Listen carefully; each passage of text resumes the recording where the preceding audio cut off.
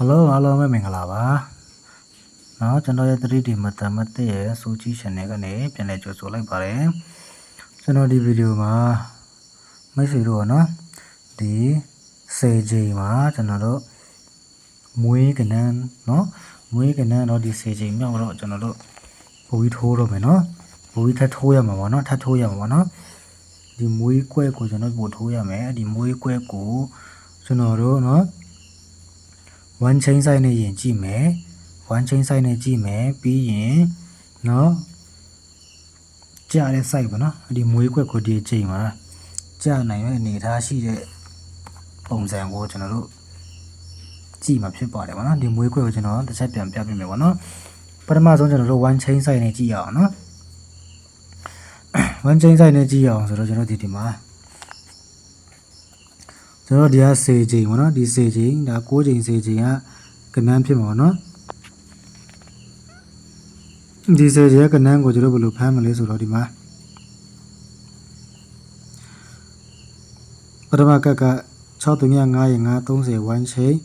အပေါ်တက်934ရ933ဒီ 1 chain နောက်တစ်ခါပေါ်တက်352နဲ့39နှစ်ဒီ 1 chain ပေါ့နော်နောက်တစ်ခါဒီမှာ389ဒီလာမဲ့ချိန်ဒီ38ခု1 chain လို့ဆိုလိုတယ်ဗောနော်38ခု1 chain လို့ဆိုလိုတယ်ဗောနော်ဒါပထမ1 chain ဒီ38ခု1 chain เนาะဟုတ်ပြီเนาะနောက်တစ်ခါကျွန်တော်တို့3ကတ်စီးနဲ့ကြည့်အောင်เนาะဒီမှာကျွန်တော်ဒီเนาะ2024 2025 2026ဗောနော်ဒီမှာပထမ2024မှာခွန်ကိုအတွဲနဲ့ခွန်ခါပုံတည်ကြတယ်ဒါမွေးခွဲဆိုင်တစ်ခွဲပရိကိုမွေးခွဲဆိုင်เนาะနောက်2025မှာခွန်ခါပုံတည်နဲ့ခွန်ကိုတွဲเนาะတတိယကမှာခွန်ခါပုံတည်နဲ့ခွန်ကိုတွဲကြတယ်ဗောနော်အဲ့ဒါလိုကြပြီးတော့ဒီ2024မှာဒီကနေဒီမှာ1 2 3 4 5 6ခွန်8 9 10ချိန်မြောက်တော့ဒီမှာ9 9 3ဆိုတဲ့ကဏ္ဍဒီမှာ9ထိပ်စီးနဲ့ကြာထားတယ်เนาะ9ထိပ်စီးနဲ့ကြာထားတယ်ဟုတ်ပြီเนาะပထမကဒုတိယကဒီမှာခွန်ကိုခွန်ခါနဲ့เนาะ1 2 3 4 5 6 8 9ဒီမှာကျတော့6ချိန်မှာသူ6ချိန်မှာ3ထိပ်စီးနဲ့3နေရာကို3ထိပ်စီးနဲ့ကြာထားတယ်เนาะ5ထိပ်စီး3ထိပ်စီးစီးနေရတဲ့ပြေးမှာပေါ့เนาะဒီမှာတတိယက2026မှာခွန်ခါနဲ့ထောက်တယ်9ခွန်တွဲကြတယ်1 2 3 4ပေါ်လေเนาะဒီမှာခွန်ခါเนาะ9ခွန်တွဲ1 2 3 4 5 6ခွန်8ချိန်တော့ဒီမှာ3မြခွန်ဆိုတော့အတွဲမှာ3မြခွန်နေ3မြထိပ်စီးနေဒီမှာ9 3 3မြဆိုတဲ့စီနီယာနဲ့ပြေးထားတယ်ပေါ့နော်ထိပ်စီး3လုံးနော်9 30ဆိုတဲ့ထိပ်စီးနဲ့ပြေးထားတယ်ဟုတ်ပြီနော်အဲ့ဒီမှာပထမက9 9 3နေသူ့ရဲ့တပင်ကျော်မှာထိပ်စီးသူထိပ်စီးနဲ့ပြန်ကြရတယ်ပေါ့နော်ဒါထိပ်စီးတစ်ခါတည်းဖမ်းတယ်ပေါ့နော်ဒါထိပ်စီးနော်အဲ့ဒီမှာ9ထိပ်စီးဒီတပင်ကျော်မှာ9ထိပ်စီးလို့ပြန်ကြတယ်နောက်တစ်ခါဒီမှာ3 3ကို3ထိပ်စီးဒီသူ့ရဲ့တပင်ကျော်မှာ3ထိပ်စီးလို့ပြန်ကြတယ်ပေါ့နော်တပင်ကျော်မှာ3ထိပ်စီးလို့ကြတယ်ဟုတ်ပြီနော်အဲ့ဒါဒီလာမဲ့အချိန်မှာဒီမှာ3ညထိပ်စီးဒီကျွန်တော်ဒီမှာ3ညထိပ်စီး3ညခုံကို3ညထိပ်စီးသူထိပ်စီးလို့ဖမ်းနေမှာနော်ဒီမှာ3ညထိပ်စီးတပင်ကျော်မှာ3ညထိပ်စီးလာမယ်3ထိပ်စီးမှာ3တပင်ကျော်3ထိပ်စီးလာတယ်9ထိပ်စီးမှာတွေ့တပင်ကျော်မှာ9ထိပ်စီးလို့လာတယ်ပေါ့နော်ပြီးတော့ဒီမှာ9 9 3မှာ9ထိပ်စီးတပင်ကျော်9ထိပ်စီးလို့ကြာတဲ့အချိန်မှာဒီမှာကြာရမယ့်ကဏ္ဍဒီတဲ့သူ့ရဲ့ပေါ်တပင်9 3 4နဲ့1 chain လည်းဖြစ်ရမယ်နောက်တစ်ခါကျွန်တော်ဒီသူ့ရဲ့ပေါ်ဆုံးဒီ9 9 3နဲ့လည်း1 chain ဖြစ်ရမယ်ပေါ့နော်ဒီမှာ9 3 3လို့ကြာထားတဲ့အတွက်ကြောင့်9 3 3ဒီ9 3 4နဲ့လည်း1 chain ဖြစ်တယ်9 9 3ဒီမှာ9 3 3နဲ့1 chain လည်းဖြစ်ခဲ့တယ်ပေါ့နော်ဒီနှစ်ပင်လုံး1 chain ဖြစ်ရမှာပေါ့နော်9 3 3ဒီ9 3 4 1 chain ဖြစ်ရမယ်9 9 3 1 chain ဖြစ်ရမယ်ပေါ့နော်အဲ့ဒါပထမကနော်ဒုတိယကစီဒီမှာ3နော်3 3 9ဒီမှာ3တပင်ကျော်မှာ3ထိပ်စီးလို့ကြာတဲ့အချိန်မှာ3 9နှစ်ဆိုတဲ့ကဏ္ဍဒီသူ့ရဲ့ပေါ်3 5နှစ်နဲ့လည်း1 chain ဖြစ်ရမယ်3 5နှစ်ရဲ့ပေါ်က3 3 9နဲ့လည်း1 chain ဖြစ်ရမယ်ဒီနှစ်ပင်လုံးနဲ့1 chain ဖြစ်ရမှာနော်ဒီမှာကြာမဲ့ကဏ္ဍဒီနော် အဲ့ဒါကြောင့်ကျွန်တော်ဒီ39နဲ့ဒီ3ကနေ1ချိန်လည်းဖြစ်တယ်339 1ချိန်လည်းဖြစ်တယ်ပေါ့နော်အဲ့ဒါဆိုဒီလာမယ့်ချိန်ကကျွန်တော်ဒီမှာ3ရက်သိစီကိုဒီမှာကျွန်တော်3ရက်သိစီလို့ဖမ်းလိုက်မယ်ပြီးတော့เนาะကျွန်တော်တို့ဒီမှာကြားရမယ့်ကဏ္ဍဒီ38ခွန်1ချိန်လည်းဖြစ်ရမယ်3ရက်ခွန်1ချိန်လည်းဖြစ်ရမှာဖြစ်ပါတယ်ပေါ့နော်3ရက်ခွန်1ချိန်လည်းဖြစ်ရမယ်38ခွန်1ချိန်လည်းဖြစ်ရမယ်ဒီမှာကြားမယ့်ကဏ္ဍကနော်38ခွန်1ချိန်3ရက်ခွန်1ချိန်တစ်လုံးပြောင်းနေပေါ့နော်အဲ့ဒီကဏ္ဍဘယ်ကဏ္ဍဖြစ်မှာလဲဆိုရင်ကျွန်တော်ဒီမှာသူရအတွဲအနေနဲ့ကြားမယ်ဆိုရင်ဒီမှာ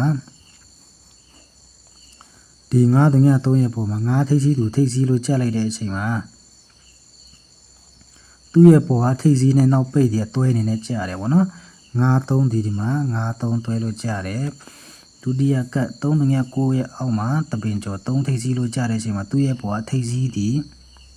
3 9 3ထိပ်စီးနဲ့9နောက်ပိတ်3 9ဒီမှာအတွဲနဲ့ကြားရမယ်နော်3 9တွဲသူကြားထားတဲ့ပုံစံတွေကြည့်တာပေါ့နော်ပြီးရင်ဒီမှာ3ရက်ခွန်ဒီတပင်ကျော်မှာ3ရက်ထိပ်စီးဖမ်းလိုက်မယ်ဆိုရင်သူ့ရဲ့ဘွားထိပ်စီးနဲ့နောက်ပိတ်ကဒီမှာအတွဲနဲ့ကြားရမယ်ဆိုရင်3ခွန်တွဲရှိတယ်ပေါ့နော်3ခွန်တွဲရှိတယ်ဆိုတဲ့အတွက်ကြောင့်ကျွန်တော်ဒီ3ရက်3ခွန်ဆိုတဲ့ကဏ္ဍ3ရက်3ခွန်3ရက်ခွန်3ဆိုတဲ့ကဏ္ဍရှိတယ်ပေါ့နော်ဒီလာမဲ့10ချိန်မှာ3ရက်3ခွန်ရဲ့3ရက်ခွန်3ဆိုတဲ့ကဏ္ဍမှာနော်ပြီးတော့3ရက်3ခွန်ဆိုလို့ရှိရင်ဒီမှာ38ခွန်နဲ့လည်း1ချိန်ဖြစ်တယ်3ရက်ခွန်နဲ့လည်း1ချိန်ဖြစ်တယ်ပေါ့နော်အဲ့ဒါကို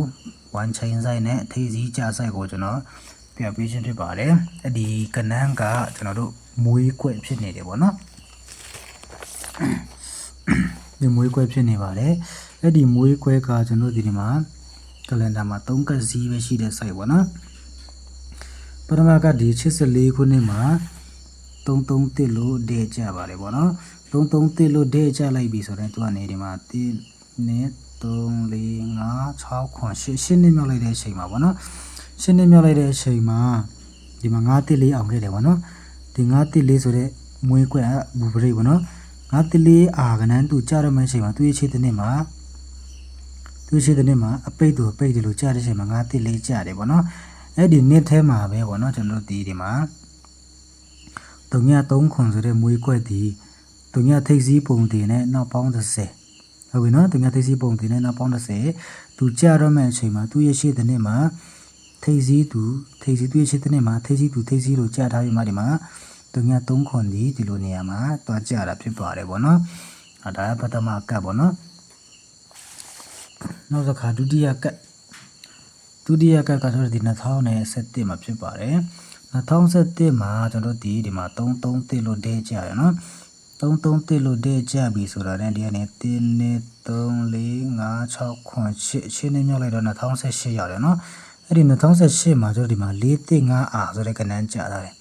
နော်ဟုတ်ပြီနော်435အာဆိုတဲ့ကဏ္ဍပဲချိန်မှာကြာတယ်လဲဆိုရင်ဒီမှာသူ့ရဲ့ရှေ့တစ်နှစ်မှာထိပ်စီး